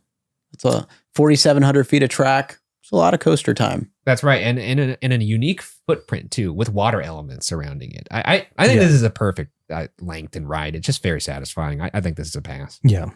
Moving on. 8 for 8. All right, here we go. Number 9, the exit hall test. Oh, this is easy. Do you see people be physically excited getting off of this ride? Do they have that bounce in their step as they're exiting? Yeah. Hell yeah. Most people are catching their breath. Oh yeah. I have never once, I've seen, and this happens on Ghost Rider too, and some of my other favorite rides. I've been on this ride where people have clapped at the end of the ride. Yep. And not that universal fake clap where they're like, yeah, everyone clap. And like people are like clapping at that first brake run. The final brake run, which is the first one. Even like when I went on it last, a month and a half or a couple months ago, people were like, right when we hit the brake run, clapping. I mean, and as a coaster enthusiast, that's so cool to hear. Yeah. It's such a great product that, and I'm sure the Universal people love hearing that too, sure. like, dang, this was a home run for us. So people getting off that thing, wanting to go right back in line. Yeah. Also, I remember in the promotional videos for this, they interviewed people after they got off the ride, and all these people look drunk, but they're not drunk, and their hair is all fucked up, and they're just like, "This is the best roller coaster I've ever been on." Like, and it just like everyone is just hyperbole out, just left and right, and this ride does things to people's brains, and I'm happy to be in the after of that. So I think this is easily a pass, in my opinion. Pass. Yeah, pass. Big pass. Yeah. All right, 9 for 9. Let's see if we could go 10 for 10. Not many rides have done this, so I'm fucking stoked here. 10, the fine wine test. Has this ride aged well?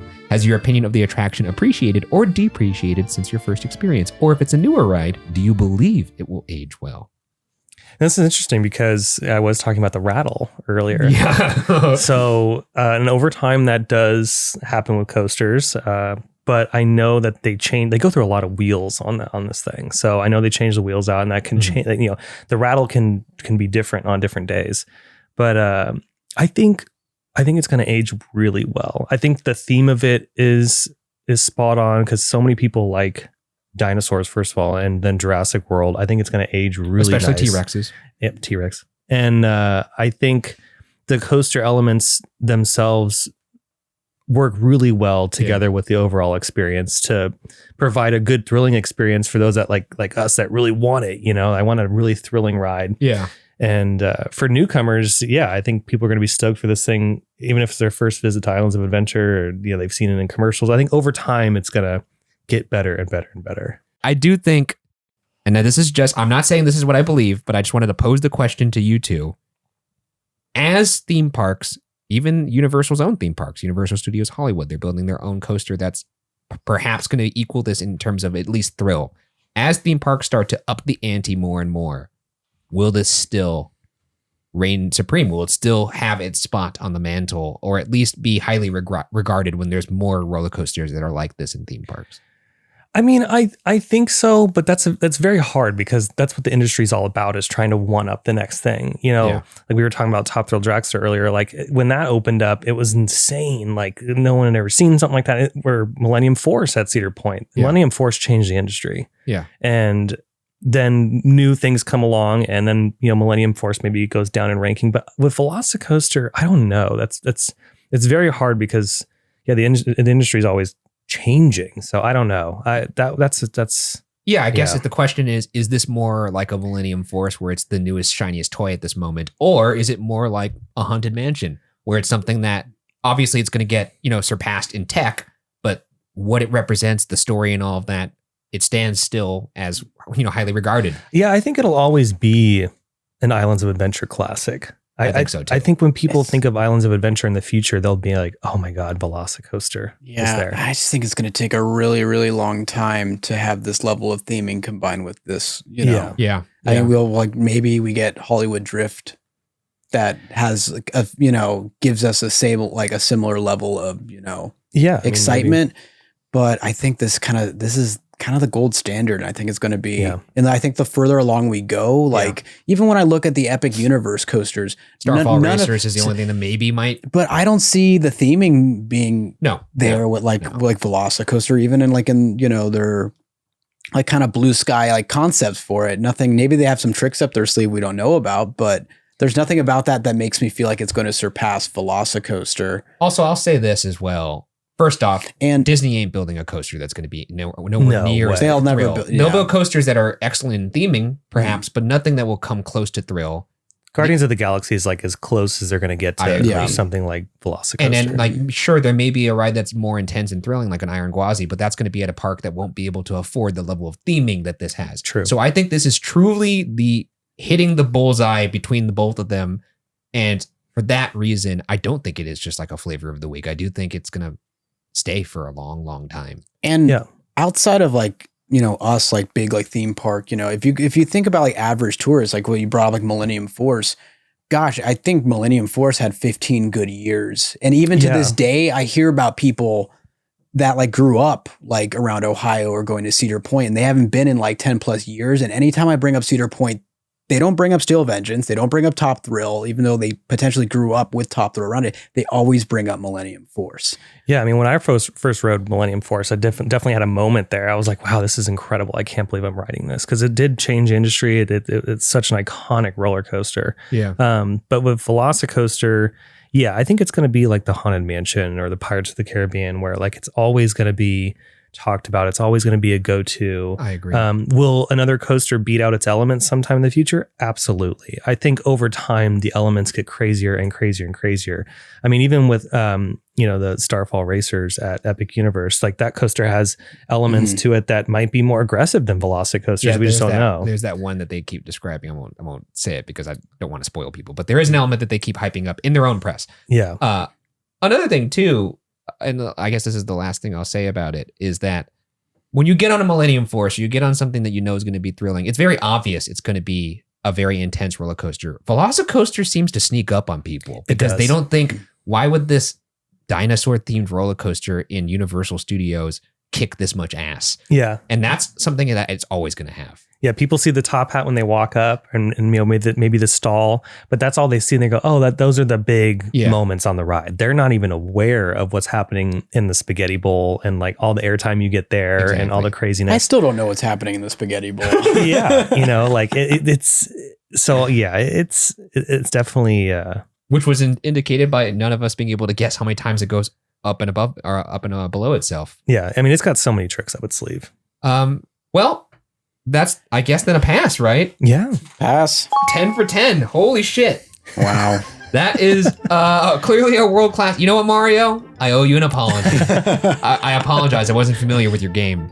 10 for 10. Congratulations to VelociCoaster. I don't feel like this is too shoehorned either. No, I don't think so. It feels right. We've given a couple 10 out of 10s out, and I think this is this really earns it. There's some spreadsheets out there of people litigating some of our scores. And you're like, well, shoehorn job here. And I'm like, I don't know. We did pretty good to be pointing out some things. Like, maybe someone will get after us for the Hollywood test. And, hey, look, that's what the show's about, baby. The discourse. Anyways, that does it for this episode. Thank you again, Dylan, for coming on.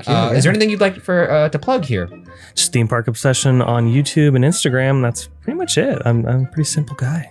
Yep. Amazing. You'll get, if you're excited about the new Hollywood Drift Coaster, I don't know what camera to look at anymore. We have 3 cameras now. But yeah, if you're excited about the Hollywood Drift Coaster, Dylan's channel, Theme Park Obsession, there's a lot of boots on the ground, updates on that construction. So it's my go-to for anything related to that, and just theme park news in general. Once again, can't recommend it enough. And a bunch of videos coming out. How many videos are you releasing a week now? It depends on what's going on, but it's usually like 3 or 4 sometimes. Yeah, I'm always like sitting down and going, I can't believe there's another one. That's what's so fun about the industry. There's so much happening in the industry. I love it. I'm like, dude, I'm getting fed. Yeah. All right. Anyways, that does it for this episode.